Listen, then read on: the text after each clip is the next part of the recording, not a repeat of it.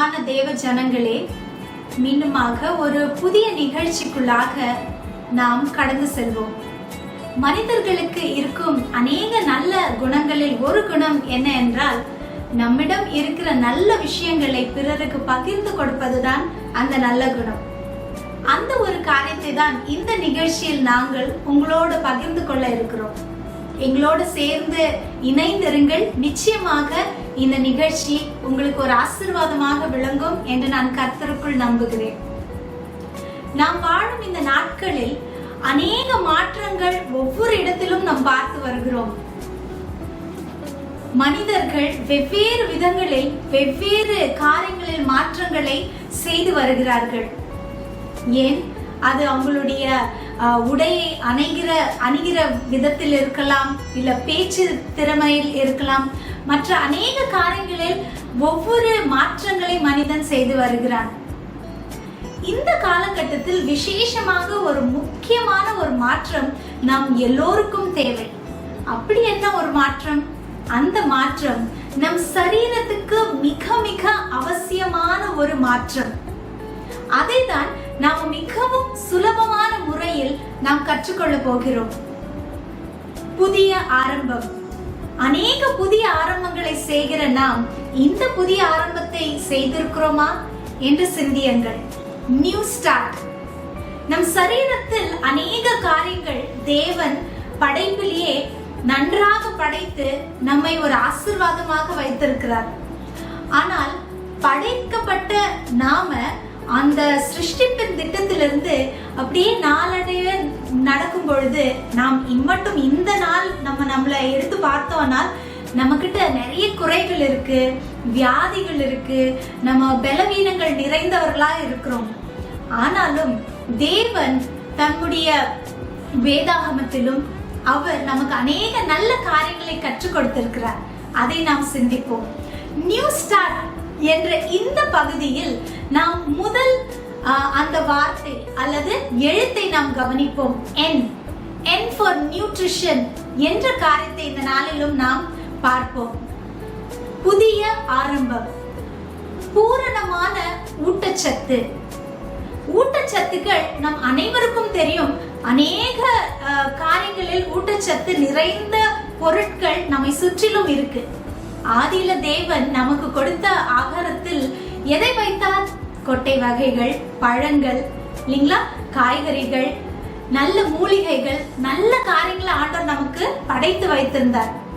ஆனால் நாளடைவில் இந்த ஒரு பழக்கத்தில் அநேக மற்ற காரியங்கள் சேர ஆரம்பித்து விட்டது. அதனால்தான் என்னவோ தெரியல, அநேக மாற்றங்களும் நமக்குள்ள நடக்கிறது, அநேக வியாதிகளும் நம்ம உடம்பில் வந்து சேருகிறது. சரி, எப்படிப்பட்ட ஊட்டச்சத்து? இந்த ஊட்டச்சத்துனா என்ன? நியூட்ரிஷன் அப்படின்னு சொன்னா என்ன? நிச்சயமாகவே எந்த ஒரு ஆகாரத்தை நீங்கள் தேர்வு செய்கிறீர்களோ, எதை நீங்க சூஸ் பண்றீங்களோ, அந்த ஆகாரம் உங்களுடைய சரீரத்துக்கு அது பிரயோஜனம் உள்ளதாய் இருந்தால் நிச்சயமாக அதுதான் சரியான ஊட்டச்சத்து. நியூட்ரிஷன், நியூட்ரியன்ஸ் என்று நம்ம அழைக்கலாம். நம்ம எல்லாரும் பொதுவா என்ன சொல்வோம்? ஒரு பேலன்ஸ் டயட் இருக்கணும், நம்ம வந்து சரியான விதத்தில் சாப்பிடணும் அப்படின்னு சொல்லும்போது நார் சத்து இருக்கணும், ஃபைபர், நல்ல மாவு சத்து இருக்கணும், கார்போஹைட்ரேட்ஸ், கொழுப்பு சத்து, ஃபேட்ஸ், மினரல்ஸ், விட்டமின்ஸ் அப்படின்னு நம்ம நிறைய பட்டியல் போடுறோம். ஆனா நிஜ வாழ்க்கையில் நம் நிஜமாக இதெல்லாம் நம்ம உட்கொள்கிறோமா, சரியான விதத்தில் உட்கொள்றோமா என்று நம்ம பார்க்கும் பொழுது இல்ல. உண்மை அதுதான். எல்லாவற்றிலும் மாற்றங்கள், எல்லாவற்றிலும் குறைகள் நிறைந்ததாக தான் இருக்கிறது. தேவ பலத்தை கொண்டு நாம் இந்த நாளிலும் இந்த நியூட்ரிஷனை நாம எப்படி எடுத்துக்க வேண்டும், இல்ல எப்படிப்பட்ட ஆகாரங்களை நம்மளுடைய சரீரத்தில் சேர்க்க வேண்டும் என்று பார்த்தோமானால், முதல் காரியத்தை நாம் கவனிப்போம். இப்ப கார்போஹைட்ரேட்ஸ் அப்படின்னு நம்ம எடுத்துட்டோம் அப்படின்னா, இந்த மாவு சத்துக்கள் இதெல்லாம் நமக்கு என்ன பண்ணும்? நல்லா வந்து ஒரு புஷ்டியை தரும், ஒரு எனர்ஜி, டக்குன்னு ஒரு வேலையை வந்து சுறுசுறுப்பா செய்யறதுக்கு இது வந்து பயனுள்ளதா இருக்கும். புரோட்டீன்ஸ் எடுத்துட்டீங்க அப்படின்னா, பாடி பில்டிங் அப்படின்னா நம்மளுடைய சரீர வளர்ச்சிக்கு அது வந்து பயனுள்ளதா இருக்கு. அப்படி நீங்க ஒவ்வொரு காரியத்தை பார்த்தீங்கன்னா அது நமக்கு ஏதோ ஒரு நன்மை செய்கிறதா தான் இருக்கும். ஆனால் இந்த நாளிலும் நாம கற்றுக்கொள்ள வேண்டியது ஒரு சில காரியங்கள் நம்ம மனதில் வைப்போம். முதல் காரியம் என்னவென்றால் என்ன சொல்வார்கள் என்றால் eat foods that are high in antioxidants. அப்படின்னா நம்ம சாப்பிடும் அந்த ஆகாரங்களில் இந்த ஆன்டி ஆக்சிடென்ட்ஸ் என்ற இந்த பொருள் அதிகமாக இருக்கிற ஆகாரங்களை நாம் உட்கொள்ள வேண்டியது மிக மிக அவசியமாக இருக்கிறது. நம்ம சிறு பிராயத்திலிருந்தே நமக்கு தெரியும், நம்ம வந்து கார்போஹைட்ரேட் சாப்பிடணும், ஃபைபர் நார் சத்து சாப்பிடணும், நம்ம நல்ல மினரல்ஸ் விட்டமின்ஸ் இதெல்லாம் சாப்பிடணும்னு தெரியும். ஆனா இன்னைக்கு நம்ம வாழ்ற இந்த சூழ்நிலையில குறிப்பிட்ட இந்த ஒரு ஆன்டி ஆக்சிடென்ட்ஸ் அதிகமாக இருக்கிற உணவை நாம் உட்கொள்றது நமக்கு ரொம்ப ரொம்ப அது பிரயோஜனமாக இருக்கும்.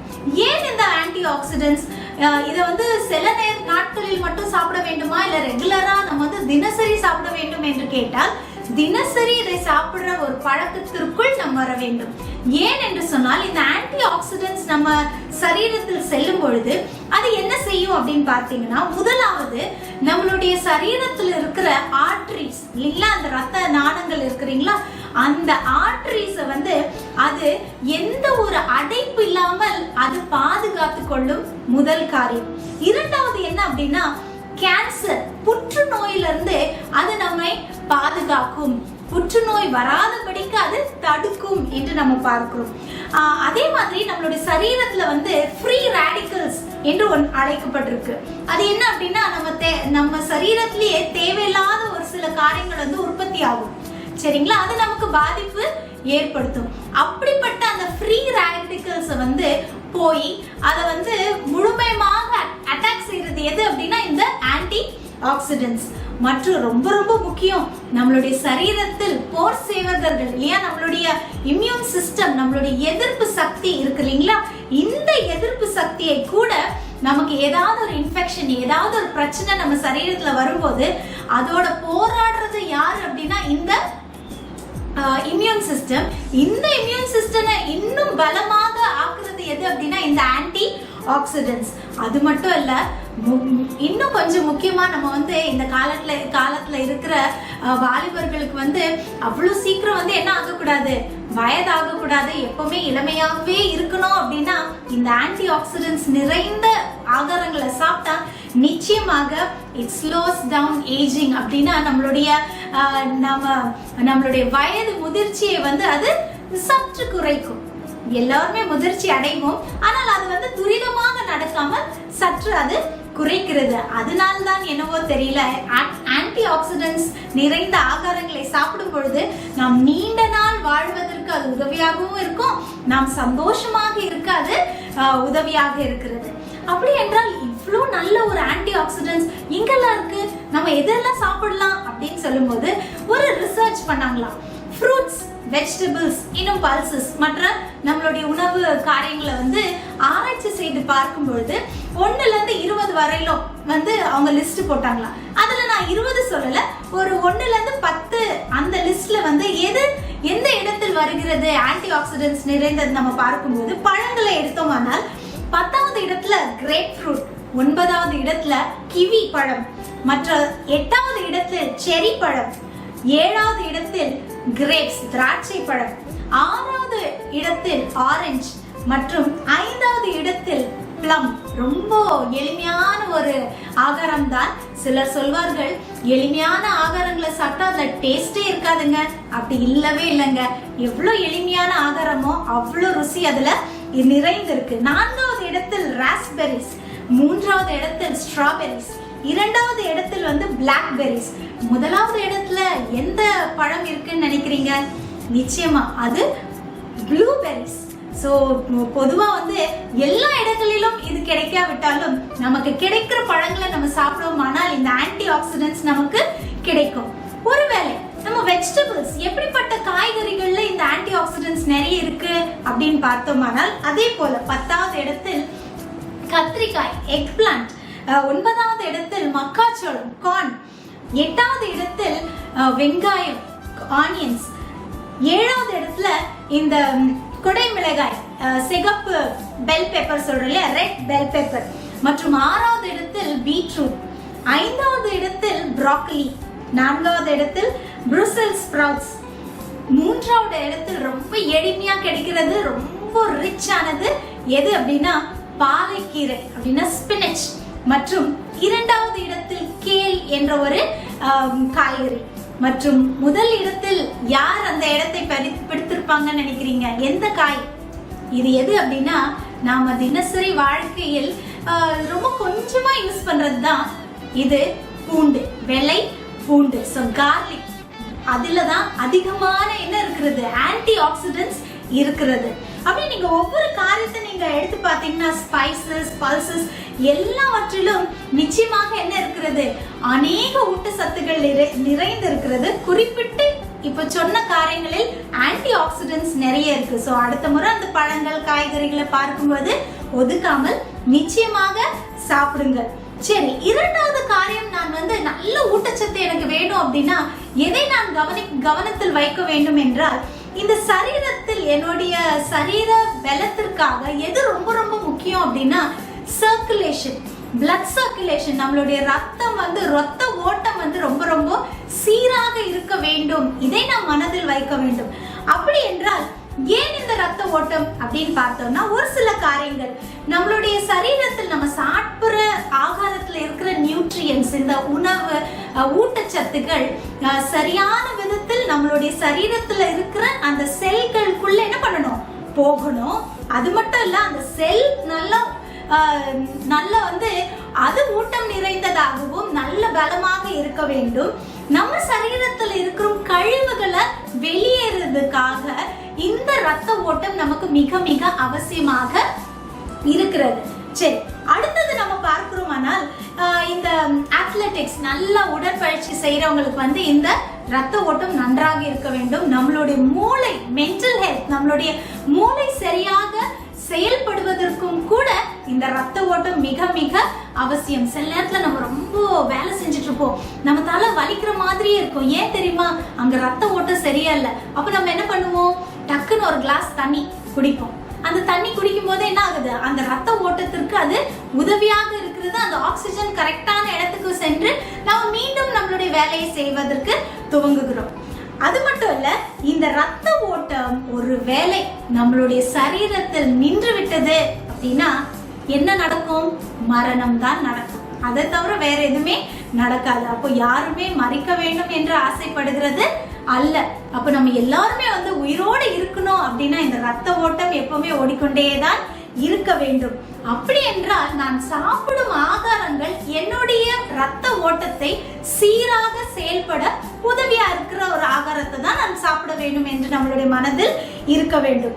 அப்ப நான் தடுக்க வேண்டும் என்றால், எந்த ஒரு கொழுப்பு சத்து நிறைந்த, ரொம்ப அளவுக்கு அதிகமாக இருக்கிற கொழுப்பு நிறைந்த உணவுகளை நான் என்ன பண்ணக்கூடாது? சாப்பிட கூடாது. அதை ஒதுக்க வேண்டும். ஏனென்றால் நம்முடைய இந்த காரியமானது என்ன பண்ணுகிறது? நம்மை இன்னும் பாதிப்புக்குள்ளாக அது கொண்டு செல்வதற்கு வாய்ப்பு இருக்கிறது. சரி, அப்ப நான் எதை தடுக்கணும் அப்படின்னா, டிசீஸ் காசிங் ஃபுட், எனக்குள்ள ஒரு பிரச்சனையோ ஒரு வியாதியை உண்டு பண்ற ஆகாரத்தை நான் சாப்பிடவே கூடாது. அப்போ இந்த கொலஸ்ட்ரால் நிறைந்த பதார்த்தத்தை சாப்பிடக்கூடாதுன்னா நிச்சயமாகவே நம்ம எதை தான் சாப்பிடணும்? பிளான்ட் பேஸ்ட் டயட் அப்படின்னு ஆண்டவர் நமக்கு கொடுத்திருக்கிற காய்கறிகளையும் இந்த கொட்டை வகைகளையும் நம்ம சாப்பிட நாம் பழகி கொள்ள வேண்டும். முக்கியமாக நம்ம இறுதியாக நம்ம மனதில் நீங்க நிறைய இப்ப நம்ம கேட்டோம், ஆனா இதுல முக்கியமா நம்ம எதை கற்றுக்கொள்ளணும் அப்படின்னா, சாப்பிடுகிற ஆகாரத்தை அளவோடு சாப்பிடணும், நேரத்தோட சாப்பிடணும். இடையில இந்த சும்மா நம்ம வாயில போட்டுக்கிற அந்த பழக்கத்தை நம்ம முற்றிலும் நீக்க வேண்டும். நாம் அளவோடு சாப்பிடணும், நேரத்தோட சாப்பிடணும். முக்கியமா ஞாபகம் வச்சுக்கணும் அப்படின்னா, காலை உணவு ஒரு ராஜாவை போல சாப்பிடணும், மதிய உணவு ஒரு இளவரசனை போல சாப்பிடணும், நம்ம நைட்டு சாப்பாடு ஒரு ஏழைய போல. சாப்பாடு இருந்தா சாப்பிடலாம், இல்லைன்னா விட்டுடலாம் அப்படின்ற மாதிரி நம்ம சாப்பிடலனாலும் பிரச்சனையே இல்லைங்க. நைட்டு நம்ம வெறும் வயிற்றுல படுத்தாலும் நமக்கு ரொம்ப ரொம்ப நல்லது. நிறைவாக நம்ம பார்க்கிற ஒரு வசனம் வேதத்தில் 1 கொரிந்தியர் 10வது அதிகாரம் 31வது வசனம் அழகாக சொல்லுகிறது. ஆகையால் நீங்கள் புசித்தாலும் குடித்தாலும் எதை செய்தாலும் தேவனுடைய மகிமைக்கென்றே செய்யுங்கள் என்று வேதம் நமக்கு கூறுகிறது போல, தேவன் நமக்கு கொடுத்த ஞானத்தை நாம் பயன்படுத்தி நல்ல ஊட்டச்சத்தை, நல்ல உணவை நாம் உட்கொள்வோம். தேவனுக்கே மகிமையை செலுத்துவோம்.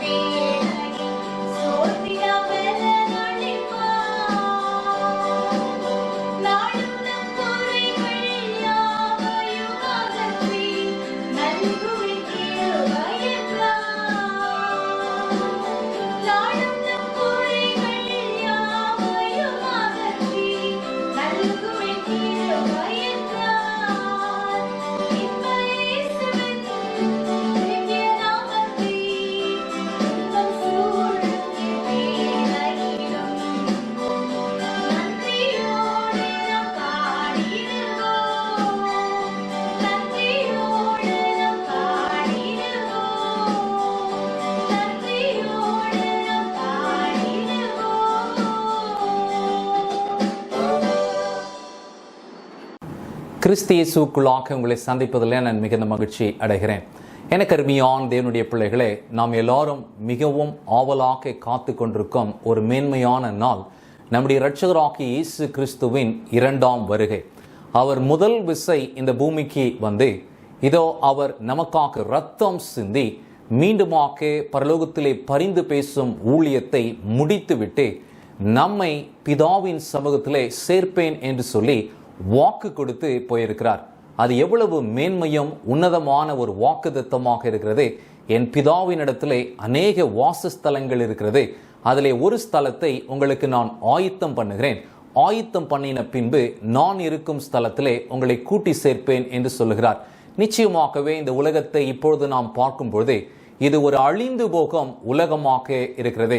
ஆனால் இந்த அழிந்து போகும் உலகத்திலே அழியாத நம்பிக்கையை இந்த காலத்தில் வாழும் நமக்கு மாத்திரம் அல்ல, ஆதி காலம் துவங்கி மிக நேர்த்தியாக ஆண்டவர் அவருடைய முதல் வருகை குறித்தும் அவருடைய இரண்டாம் வருகை குறித்தும் வாக்குத்தத்தம் செய்திருக்கிறார். அந்த வாக்குத்தத்தங்களை நாம் தொடர்ச்சியாக தொடர் பிரசங்கமாக நாம் கேட்கத்தக்கதாக இருக்கிறோம். அதில் குறிப்பாக இன்றைக்கு மோசேயின் ஆகமங்கள், அதாவது மோசேயின் எழுத்துக்களிலே ஆண்டவர் இந்த வாக்குத்தத்தத்தை கொடுத்திருக்கிறாரா என்பதை நாம் தியானிக்கத்தக்கதாக இருக்கிறோம். கண்களை மூடி நாம் ஜெபம் செய்யலாமா?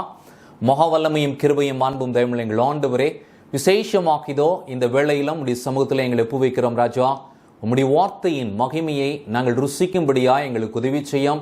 உம்முடைய குமாரர் இதோ இரண்டாவது விசை வருவார் என்கின்ற நம்பிக்கையும் மேன்மையும் இதோ எங்களை தாங்கத்தக்கதாக நீர் உம்முடைய வார்த்தைகளினால் எங்களை பலப்படுத்தும்படியாய் ஜெபிக்கிறோம். இப்பொழுதும் அடியானை முற்றிலுமாக மறைத்து உம்முடைய ஜீவனுள்ள வார்த்தைகளை உம்முடைய தூய ஆவியானவரை கொண்டு நீர் பேசும். ராஜா, உம்முடைய மகிமையான வார்த்தைகள் எவ்வளவு மேன்மை உள்ளது என்பதை நாங்கள் ருசிக்க எங்களுக்கு உதவி செய்யும். நன்மைகளை கிறிஸ்து இயேசுவின் மூலமாய் கேட்கிறோம் எங்கள் பரலோகத்தின் நல்ல பிதாவே, ஆமென். இந்த வேதம் எவ்வளவு ஒரு மேன்மையான வாக்குத்தத்தங்கள் நிறைந்த புத்தகமாக இருக்கிறது. அதில் குறிப்பாக இரண்டாம் வருகை என்று நாம் சொல்லும் பொழுது நாம் எல்லாரும் எதிர்பார்த்திருக்கும் ஒரு மேன்மையான ஒரு ஆனந்த பாக்கியமான அந்த நாள் இதோ நாம் மாத்திரமல்ல, நமக்கு முன்பாக மரித்த அநேக பரிசுத்தவான்கள் அந்த நாளுக்காக காத்திருந்தார்கள் என்று சொல்லி நாம் வேதத்திலே வாசிக்கிறோம்.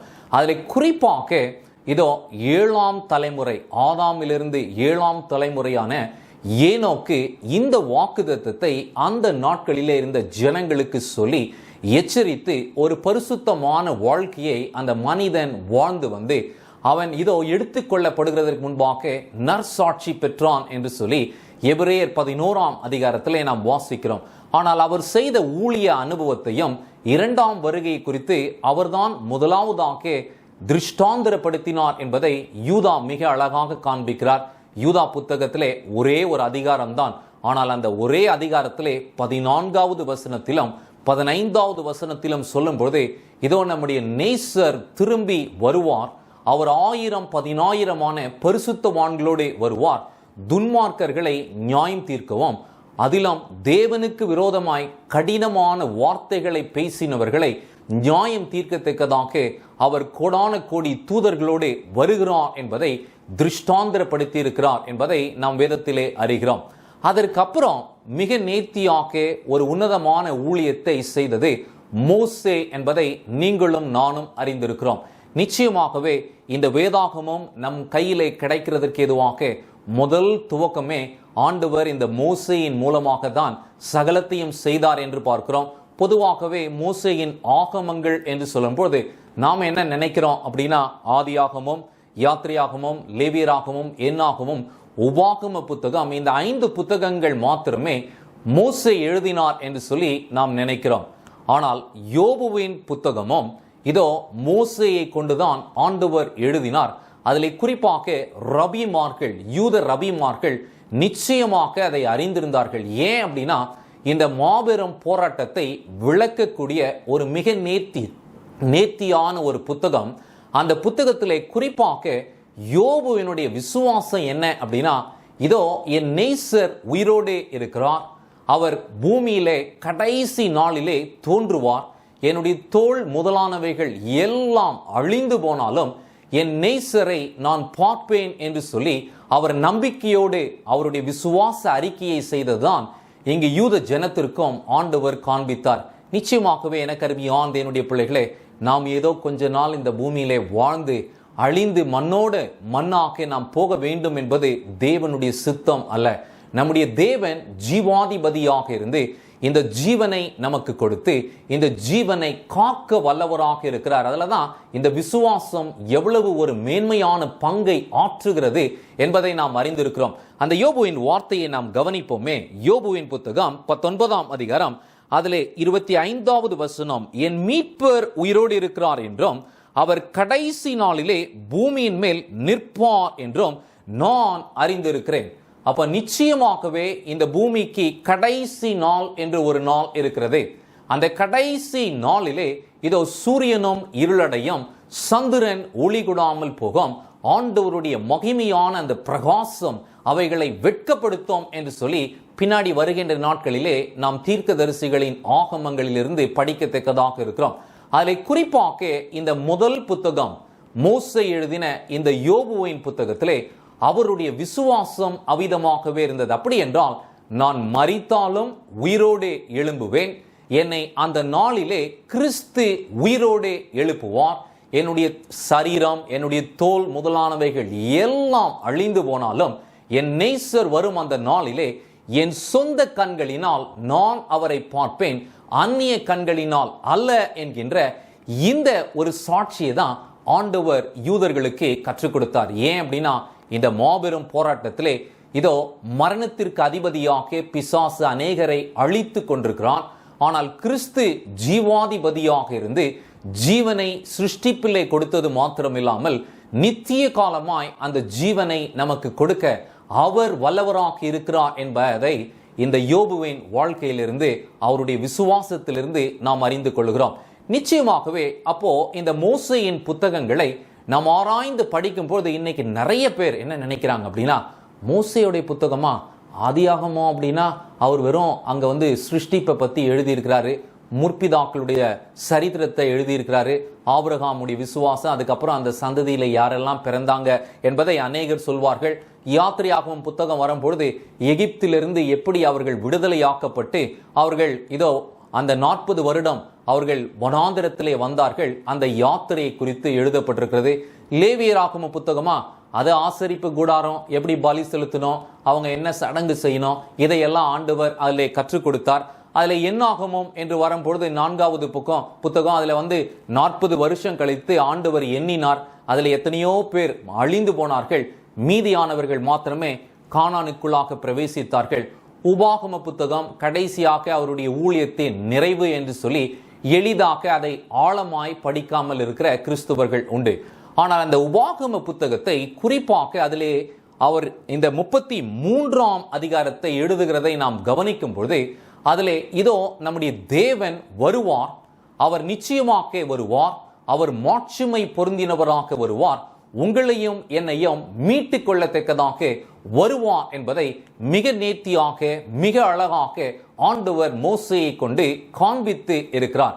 அதை எங்கு வாசிக்கிறோம்? உபாகம புத்தகம் 33ஆம் அதிகாரம் அதிலே 26வது வசனம், யெசூரனுடைய தேவனை போல் ஒருவரும் இல்லை. யெசூரன் என்று சொல்லும் பொழுது யாக்கோபுக்கு இன்னொரு செல்ல பேர். அதை எங்கு நாம் வாசிக்கும் பொழுது புரிந்து கொள்ளலாம் என்றால் ஏசியாவின் புத்தகம் 44வது அதிகாரம் 2வது வசனத்தை வாசிக்கும் பொழுது ஏசியா அதை மிக அழகாக அங்கு சொல்லுகிறதை நாம் பார்க்கிறோம்.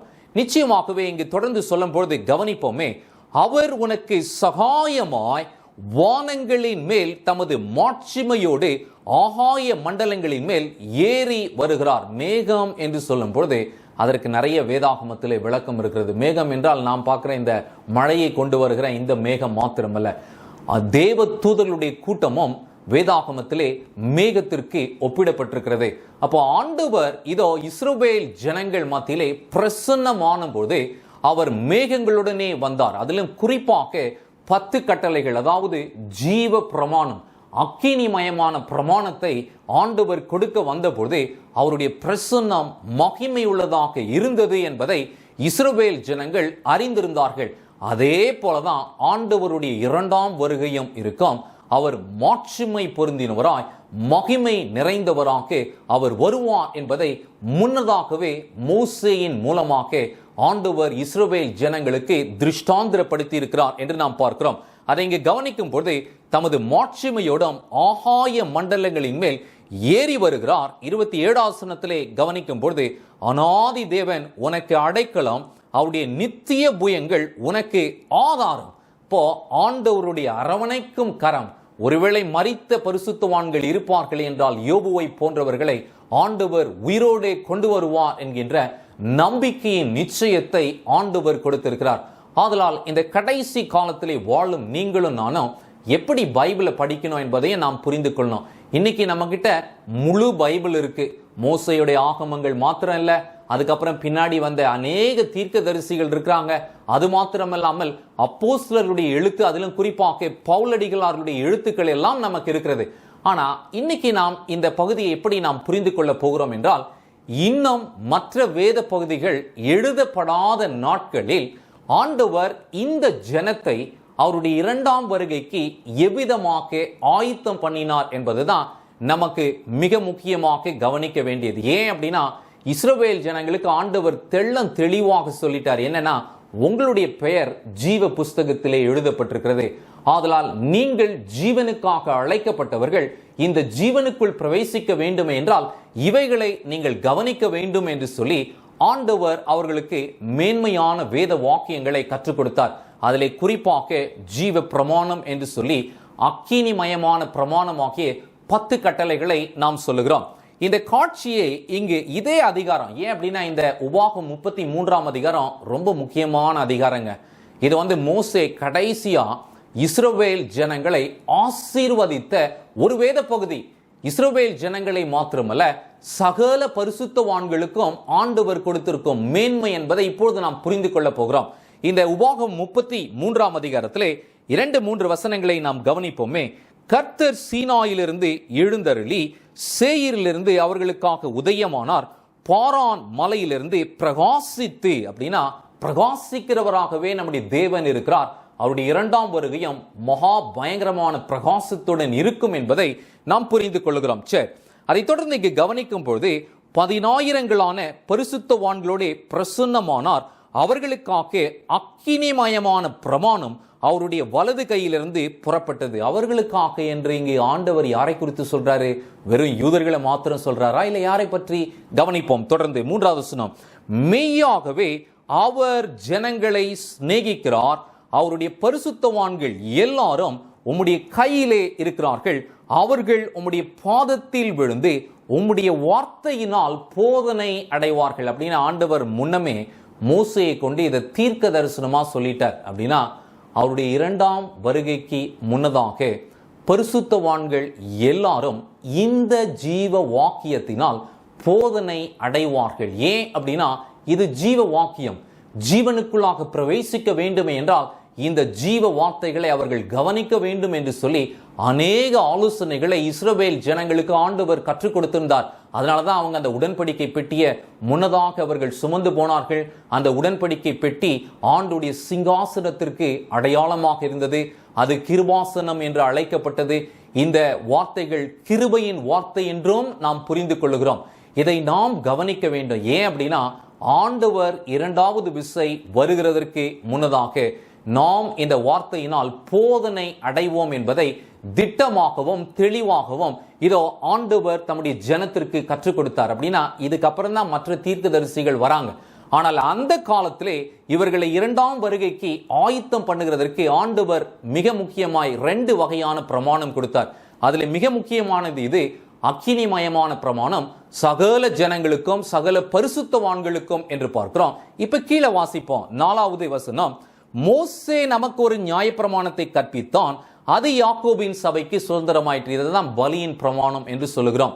புறஜாதியர்களாகிய நமக்கு அதிகமாக இந்த பலி முறைகள், ஆசரிப்பு கூடார முறைமைகள் எல்லாம் நமக்கு தெரியாமல் இருந்துச்சு. ஆனா யூதர்கள் இயேசு வந்து கல்வாரி சிலுவிலே மரிக்கும் மட்டுமாக இந்த பலியின் பிரமாணத்தை அவர்கள் கை கொள்ள வேண்டியது மிகவும் அவசியமா இருந்தது. ஆனா அதுக்கப்புறம் இயேசுவே நமக்காக பலியாகி அவரே மெல்கிசேதேக்கின் முறைமையின்படி மகா பிரதான ஆசாரியராகி இப்பொழுது நிஜமாலுமான ஆசரிப்பு கூடாரத்திலே ஆண்டவருடைய சமூகத்திலே பிரத்யட்சமாகி உங்களுக்காகவும் எனக்காகவும் பரிந்து பேசிக் கொண்டிருக்கிறார். ஆனால் இதற்கிடையிலே நாம் கவனிக்க வேண்டியது என்ன அப்படின்னா ஆண்டவருடைய ஜீவ வாக்கியங்கள். இதன்படி நாம் செய்யத்தக்கதாக நம்மை ஆண்டவர் அழைத்திருக்கிறார். பரிசுத்தவான்களாகிய நாம் ஆண்டுடைய சமூகத்திலே நம்மை நாம் ஒப்பு கொடுப்போமே என்றால் அது மேன்மையான ஆசீர்வாதத்தை நம்முடைய வாழ்க்கையிலே கொடுக்கும் என்பதை நாம் அறிந்திருக்கிறோம். இந்த மோசேயின் ஆகமங்களை இயேசுவின் வார்த்தைகளோடு ஒப்பிட்டு படிக்கும் பொழுது அது இன்னும் ஆழமாக நமக்கு புரியும். இதை தான் பவுல் நமக்கு கற்றுக் கொடுக்கிறார். ஏன் அப்படின்னா, மோசேயின் ஆகமங்களை அவர்கள் அப்படியே வாசிக்கும் பொழுது அந்த புத்தகத்திலே ஒரு முக்காடு இருக்கிறது போல காண்பிக்கிறார். ஆனால் இயேசுவுடைய வார்த்தைகளோடு ஒப்பிட்டு படிக்கும் பொழுது மேன்மை இருக்கிறது. அதை நாம் புரிந்து கொள்வோமே. 2 கொரிந்தியரின் புத்தகம் 3ஆம் அதிகாரம் 15வது வசனத்திலே பவுல் அடிகளார் சொல்லும் பொழுது, மோசேயின் ஆகமங்கள் வாசிக்கப்படும் பொழுது இந்நாள் வரைக்கும் முக்காடு அவருடைய இருதயத்தின் மேல் இருக்கிறது. அப்படின்னா அந்த 5 புத்தகம் யோபுவின் புத்தகத்தை வாசிச்சாலும் இன்னும் அவங்களுக்கு சரியா புரியல என்பதை இங்கு பவுல் காண்பிக்கிறார். ஏன் அப்படின்னா கீழே சொல்லும்போது சொல்றார் பாருங்கள், 2 கொரிந்தியர் 3:16 அவர்கள் கர்த்தரிடத்திலே மனம் திரும்பும் பொழுது அந்த முக்காடு எடுபட்டு போகும். ஏன் அப்படின்னா பவுலுடைய வாழ்க்கை அப்படிதான் இருந்துச்சு.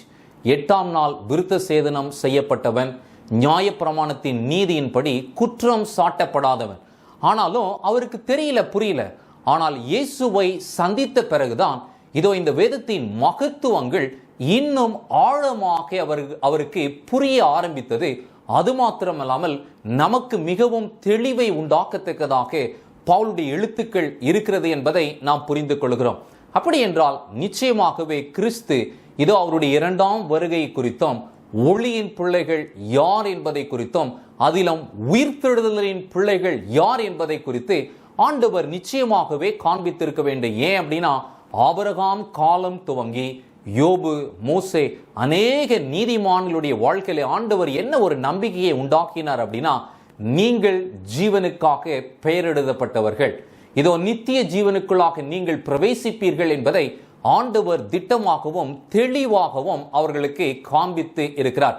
அதை குறித்து நாம் கவனிப்போமே.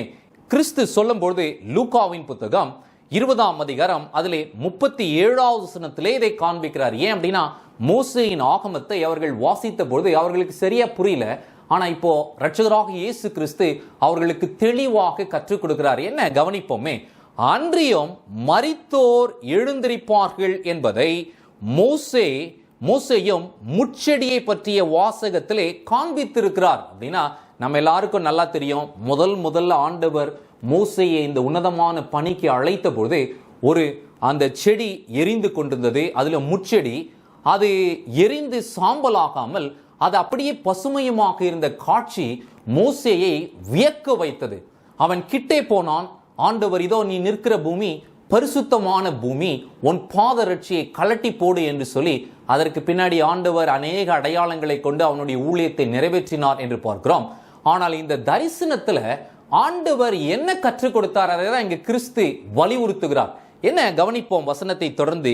எப்படி எனில் கர்த்தர் ஆபிரகாமின் தேவனும் ஈசாக்கின் தேவனும் யாக்கோபின் தேவனுமாய் இருக்கிறார் என்று சொல்லி இருக்கிறார். அப்படின்னா இப்ப ஆண்டவர் யார்கிட்ட பேசுறாரு? முச்செடி தரிசனத்துல மோசே கிட்ட பேசுறார். மோசே கிட்ட பேசும் பொழுது ஆண்டவர் தன்னை எப்படி காண்பிக்கிறார் அப்படின்னா, இதோ தன்னை சிருஷ்டிகர் என்று அநேக விசை வெளிப்படுத்தி இருக்கிறார். அவர் ரட்சகர் என்பதை வெளிப்படுத்தி இருக்கிறார். ஆனா இங்கு என்ன தெரியுங்களா சொல்றாரு? நான் ஆபிரகாமின் தேவனும் ஈசாக்கின் தேவனும் யாக்கோபின் தேவனுமாய் இருக்கிறேன். அப்படின்னா இவங்க மரித்து போயிட்டாங்க. ஏற்கனவே வாழ்ந்து நற்சாட்சி பெற்ற பரிசுத்தவான்கள், தேவனுடைய பிள்ளைகள். இப்ப அவருடைய பெயரை ஏன் ஆண்டவர் இங்கு மோசேவுக்கு மீண்டுமாக அறிமுகப்படுத்துகிறார்னா, உங்களுடைய பிதாக்களின் தேவன் என்று மாத்திரம் ஆண்டவர் சொல்லவில்லை. இந்த முச்செடியின் வாசகத்தில் ஆண்டவர் என்ன காண்பிக்கிறார்னா, ஆபிரகாம் உயிரோடு எழுந்திருப்பார், ஈசாக்கு உயிரோடு எழுந்திருப்பார், யாக்கோபு உயிரோடு எழுந்திருப்பார் என்கின்ற உயிர்த்தெழுதலை பற்றிய ஒரு மேன்மையான சத்தியத்தை தான் ஆண்டவர் யுகங்கள் எங்கிலும் அவர்களுக்கு காண்பித்திருக்கிறார். அப்படி என்றால் எனக்கு அருமையான தேவனுடைய பிள்ளைகளே, நம்முடைய இரட்சகராகிய இயேசு கிறிஸ்து 2வது விசை மாட்சிமை பொருந்தினவராக அவர் வரும்பொழுது ஒரு மேன்மையான ஒரு உயிர்த்தெழுதல் சம்பவிக்க போகிறது. இதைதான் முதல் உயிர்த்தெழுதல் என்று வேதத்திலே நாம் வாசிக்கிறோம். வருகின்ற நாட்களிலே இதை குறித்து அதிகமாக நாம் படிப்போம். ஆனால் இந்த உயிர்த்தெழுதலே இயேசு யாரை உயிரோடு எழுப்புவார்? துன்மார்க்கரையா? இல்லை, நிச்சயமாகவே நீதிமான்களையும் பரிசுத்தவான்களையும் ஆண்டவர் எழுப்புகிறார். அதை தம்முடைய ஊழியத்திலே காண்பித்திருக்கிறார். யோவானின் புத்தகம் 6ஆம் அதிகாரம் 39வது வசனம், அவர் எனக்கு தந்தவைகளில் ஒன்றையும் நான் இழந்து போகாமல். அப்படின்னா ஆபிரகாமிலிருந்து இது ஆண்டவர் யாரையெல்லாம் அவருக்குள்ளாக பெயர் சொல்லி அழைத்திருக்கிறாரோ ஆதாமிலிருந்தே எடுத்துக்கோமே. ஏனென்றால் ஆதாமுக்கும் ஆண்டவர் இரக்கத்தை காண்பித்து அவனுடைய வம்சத்திற்கு மேன்மையான வழியை காண்பித்தார். ஆனால் ஆபிரகாமிலிருந்து ஏன் நாம் துவங்குகிறோம் என்றால், விசுவாசத்திலே உறுதியாக நிலைத்த மனிதன். இப்போ விசுவாசத்திலே யாரெல்லாம் உறுதியா நிலைத்திருக்கிறாங்களோ அவர்களுக்கு ஆண்டவர் வச்சிருக்கிற பாக்கியத்தை இங்க சொல்றாரு பாருங்கள். கடைசி நாளிலே அவர்களை எழுப்புவதே என்னை அனுப்பின பிதாவின் சித்தமாய் இருக்கிறதே. இப்படி என்றால் ஆண்டவர் வருகிற அந்த 2ஆம் வருகை இந்த பூமிக்கு கடைசி நாள். இதோ அந்த கடைசி நாளிலே மரித்து போன பரிசுத்தவான்களை உயிரோடு எழுப்புவது ஆண்டவருடைய சித்தமாக இருக்கிறதே. அதை கீழே சொல்லும் பொழுது 40வது வசனம் என்ன சொல்றாரு பாருங்கள். குமாரரை கண்டு அவரிடத்திலே விசுவாசமாய் இருக்கிறவன் எவனோ அவன் நித்திய ஜீவனை அடைவதும் நான் அவனை கடைசி நாளிலே எழுப்புவதும் என்னை அனுப்பினவருடைய சித்தமாய் இருக்கிறதே. இந்த செய்தியை கேட்டுக்கொண்டிருக்கோம் எனக்கு அருமையான தேவனுடைய மகனே, தேவனுடைய மகளே, எவ்வளவு ஒரு மேன்மையான வாக்குத்தத்தம். யோசித்து பாருங்கள். ஏதோ நாம் கொஞ்ச நாள் இந்த பூமியிலே வாழ்ந்து மடிந்து போகிறதற்காக நாம் உண்டாக்கப்பட்டவர்கள் அல்ல. நித்திய ஜீவனுக்கு ஏதுவாக மேன்மையான வாக்குத்தத்தங்களை ஆண்டவர் நம்முடைய முற்பிதாக்களுக்கு கொடுத்து, இதோ அந்த ஜீவனுக்குள்ளே பிரவேசிக்க வேண்டுமே என்றால் அக்கினிமயமான பிரமாணத்தை கவனியுங்கள். இதோ நான் மோசேக்கு கற்பித்த பலியின் பிரமாணமும் உண்டு. அது ஒரு பங்கை ஆற்றும். அந்த பங்கை கிறிஸ்து ஆற்றுவார். அவரே சிலுவையிலே பலியாவார் என்பதையெல்லாம் கற்றுக் கொடுத்து அவருடைய இரத்தத்தினால் மீட்டு கொண்டு சம்பாதித்த தம்முடைய பிள்ளைகளை கடைசி நாளிலே கூட்டி சேர்ப்பேன் என்கின்ற ஒரு மேன்மையான வாக்குத்தத்தத்தை கொடுத்திருக்கிறார். அப்படி என்றால் கிறிஸ்துவின் ஊழியத்தை நாம் கவனிக்கும் பொழுது மரித்து போன அநேகரை அவர் உயிரோடு எழுப்பியிருக்கிறார். மரித்த லாசருவையும் அவர் இதோ 3 நாளைக்கு பிற்பாடு உயிரோடு எழுப்பினார் என்பதை நாம் அறிந்திருக்கிறோம். ஏன் அப்படின்னா யூதர்களுக்கு ஒரு நம்பிக்கை இருந்துச்சு, 3 நாளுக்குள்ள ஒரு மனிதன் வந்துருவான், உயிரோடு வந்துருவான் என்று நினைத்தார்கள். அதனாலதான் லாசருவின் விஷயத்துல கூட ஆண்டவர் அந்த சரீரம் அழுகட்டும், அது நாசமாகட்டும், ஆனாலும் நான் போய் குறித்த நேரத்திலே அவனை உயிரோடு எழுப்புவேன், லாசருவே கல்லறையை விட்டு வெளியே வா என்று சொன்ன பொழுது அவன் புறப்பட்டு வந்தான் என்று பார்க்கிறோம். நிச்சயமாகவே எனக்கு அருமையான தேவனுடைய பிள்ளைகளே, எவ்வளவு ஒரு மேன்மையான வாக்குத்தத்தம். அதிலும் குறிப்பாக ஏசப்பாவுடைய ஊழியம் எனக்கு ஏன் ரொம்ப பிடிக்கும் அப்படின்னா, அவர் புதிய காரியங்களையும் நமக்கு கற்றுக் கொடுத்திருக்கிறார். அதே நேரத்தில் முன்பு சொன்னவைகளையும் அவர் திருஷ்டாந்தரமாக காண்பித்திருக்கிறார். அப்போ எந்த ஒரு வேத பாரகன், அதாவது வேதத்தை எடுத்து போதிக்கிற எந்த ஒரு போதகரும் இவ்விதமாகவே இருக்க வேண்டும். அதனாலதான் இந்த ஒரு குறிப்பிட்ட சர்மனை நாம பழைய ஏற்பாட்டிலே ஆண்டவருடைய மேன்மையான வாக்குத்தத்தங்கள் என்று அதை புதிய ஏற்பாடோடு ஒப்பிட்டு நாம் படித்துக் கொள்ளத்தக்கதாக இருக்கிறோம். ஒரு வசனத்தை நாம் கவனிப்போம். மத்தேயுவின் சுவிசேஷ புத்தகம் அதிலே குறிப்பாக 13:52 ஏசப்பா சொல்லும் பொழுது என்ன சொல்றாரு பாருங்கள். அப்பொழுது அவர் அவர்களை நோக்கி, இப்படி இருக்கிறபடினால் பரலோகத்திற்கு அடுத்தவைகளில் உபதேசிக்கப்பட்டு தேறின வேத பாரகன் எவனும் பொக்கிஷத்திலிருந்து, பொக்கிஷம் என்று சொல்லும் போது வேத புத்தகம் தான் பொக்கிஷம். ஆண்டவர் நமக்கு கொடுத்திருக்கோம். இந்த வேத புத்தகம் நமக்கு பொக்கிஷமாக இருக்கிறது. அந்த பொக்கிஷத்திலிருந்து என்ன பண்ணுவானா பாருங்க, புதியவைகளையும் பழையவைகளையும் எடுத்து கொடுக்கிற வீட்டு எஜமானாகிய மனுஷனுக்கு ஒப்பாயிருக்கிறான் என்று பார்க்கிறோம். அப்போ இரட்சகராகிய இயேசு கிறிஸ்துவின் ஊழியமும் அவிதமாகவே இருந்தது. பவுல் ஏறக்குறைய 13 நிருபங்கள் அவர் எழுதியிருக்கிறார். எபிரேய புத்தகத்தையும் அவர்தான் எழுதினார் என்று நாம் நம்புகிறோம். அனைத்து புத்தகத்திலும் பழைய ஏற்பாட்டிலிருந்து மேன்மையான வசனங்களையும் வாக்குத்தத்தங்களையும் மேற்கோள் காண்பித்து நாம் விசுவாசத்திலே பலப்படுகிறதற்கு ஏதுவாக எழுதியிருக்கிறார் என்று நாம் அறிந்திருக்கிறோம். நிச்சயமாகவே எனக்கு அருமையான தேவனுடைய பிள்ளைகளே, அப்போ ஆண்டவர் இஸ்ரவேல் ஜனங்களுக்கு காண்பித்தது என்ன அப்படின்னா, உபாகமம் 33ஆம் அதிகாரத்திலே ஆண்டவர் மேன்மையை காண்பித்தார். அக்கினிமயமான பிரமாணத்தை கொடுக்கிறதற்கு 1000-10,000 கோடான கோடி தேவ தூதர்களோடு ஆண்டவர் வெளிப்பட்டாரே என்றால், மீண்டுமாக தம்முடைய பரிசுத்தவான்களை உயிரோடு எழுப்புகிறதற்கு ஆண்டவர் 1000-10,000 பரிசுத்தவான்களோடு நிச்சயமாய் வருவார் என்கின்ற நம்பிக்கையின் வார்த்தையை இதோ ஆண்டவர் உங்களுக்கும் எனக்கும் காண்பித்திருக்கிறார். அப்ப அதிலே குறிப்பாக ஆண்டவர் நமக்கு காண்பித்தது என்ன அப்படின்னா, அவர் வருகிறதற்கு முன்னதாக இதோ இந்த அக்கினிமயமான பிரமாணமாகிய அவருடைய ஜீவ வார்த்தைகளினால் சகல பரிசுத்தவான்களும் போதனை அடைவார்கள் என்பதை நிச்சயமாகவே ஆண்டவர் காண்பித்திருக்கிறார். ஆதலால் யுகங்கள் எங்கிலும் ஆண்டவர் இதோ அவருடைய வருகைக்காக ஒரு கூட்டத்தை ஆயத்தம் பண்ணிக்கொண்டே இருக்கிறார். நாம் வாழும் இந்த காலத்திலும் இதோ எவ்வளவு மேன்மையான வாக்குத்தத்தங்களை ஆண்டவர் நமக்கு கொடுத்திருக்கிறார். மீண்டுமாக அதை கவனிப்போமே. உபாகம புத்தகம் 33ஆம் அதிகாரம் அதிலே 2வது வசனத்தை இங்கு நாம் வாசிக்கும் பொழுது, இதோ கர்த்தர் சீனாயிலிருந்து எழுந்தருளி சேயீரிலிருந்து அவர்களுக்காக உதயமானார், பாரான் மலையிலிருந்து பிரகாசித்து 10,000 பரிசுத்தவான்களோடு பிரசன்னமானார், அவர்களுக்காக அக்கினிமயமான பிரமாணம் அவருடைய வலது பார்சத்திலிருந்து புறப்பட்டது. ரொம்ப கவனமா இருக்கணும். ஏன் அப்படின்னா, மோசேயுடைய ஊழியத்தை நாம் கவனிக்கும் பொழுது இந்த பிரமாணத்தை பெற்ற பிறகு கூட நிறைய யூத ஜனம் கீழ்ப்படியாம போயிட்டாங்க. அவங்க என்ன பண்ணாங்க? பொற்கன்று குட்டியை உண்டாக்கி இதுதான் எங்களுக்கு கடவுள், இதை நாங்கள் வணங்குவோம் என்று சொன்னார்கள். ஆண்டவர் இதோ அவர்களை எல்லாம் சங்காரம் செய்தார். லேவியன் எழும்பி அவர்களை வெட்டி போட்டான். இப்போ ஆண்டவர் 12 கோத்திரத்தில் லேவியனை ஏன் தெரிந்து கொண்டார்? ஏன் அப்படின்னா, ஆசாரிய ஊழியத்தை ஆக்சுவலா யார் பண்ணணும் அப்படின்னா, முதல் பிறந்தவன் தான் பண்ணணும். ஆனால் முதல் பிறந்தவன் ஆண்டவருக்கு அங்க வைராக்கியம் காண்பிக்கல. லேவியன் தான் பட்டயத்தை எடுத்து அந்த பொற்கன்று குட்டிய ஆரோனின் காலத்துல யாரெல்லாம் செய்தாங்களோ அவர்களை எல்லாம் வெட்டி போட்டது நிமித்தம் இந்த பிரமாணத்திற்கு அவர்கள் வைராக்கியம் காண்பித்தது நிமித்தமாக அவர்களை ஆண்டவர் ஊழியத்திற்கு பிரித்தெடுத்தார் என்று பார்க்கிறோம். அதே போலதாங்க இதோ கிறிஸ்து இயேசுவுக்குள்ளாக நீங்களும் நானும் ஆசாரியர்களாகவும் லேவியர்களாகவும் இந்த உன்னதமான ஊழியத்திற்கு அழைக்கப்பட்டிருக்கிறோம். அப்போ இயேசுவின் 2ஆம் வருகைக்கு ஒரு ஜனக்கூட்டத்தை ஆயத்தம் பண்ணும் பொறுப்பு நமக்கு கொடுக்கப்பட்டிருக்கிறது. அப்போ முன்னதாக ஆண்டவர் நமக்கு கொடுத்த தீர்க்க தரிசனம் என்ன என்பதை நாம் கவனிக்க வேண்டும். அப்போ இயேசு 2வது விசை வருகிறதற்கு முன்பாக சகல பரிசுத்தவான்களும் இந்த வார்த்தையினாலே போதனை அடைந்திருப்பார்கள் என்பதை ஆண்டவர் உறுதி செய்கிறார். பரலோகத்துக்கு போன பிறகு நாம் பிரமாணத்தை கற்றுக்கொள்வோம் இல்லை, இப்பொழுதே ஆண்டவர் நமக்கு போதனை செய்து நம்மை ஆயத்தம் பண்ணுகிறார். கவனிப்போம். உபாகம் 33:3 சொல்லும் போது, மெய்யாகவே அவர் ஜனங்களை சிநேகிக்கிறார், அவருடைய பரிசுத்தவான்கள் எல்லாரும் உம்முடைய கையில் இருக்கிறார்கள், அவர்கள் உம்முடைய பாதத்திலே விழுந்து உம்முடைய வார்த்தையினால் போதனை அடைவார்கள் என்பதை ஆண்டவர் திருஷ்டாந்திரப்படுத்தி காண்பித்திருக்கிறார். அதனால் எனக்கு அருமையான தேவனுடைய பிள்ளைகளே, ஆண்டவருடைய ஜீவ பிரமாணத்தை நாம் கவனிப்போம். ஏன் அப்படின்னா, ஆண்டவர் ரொம்ப தெளிவா சொல்லிட்டாரு.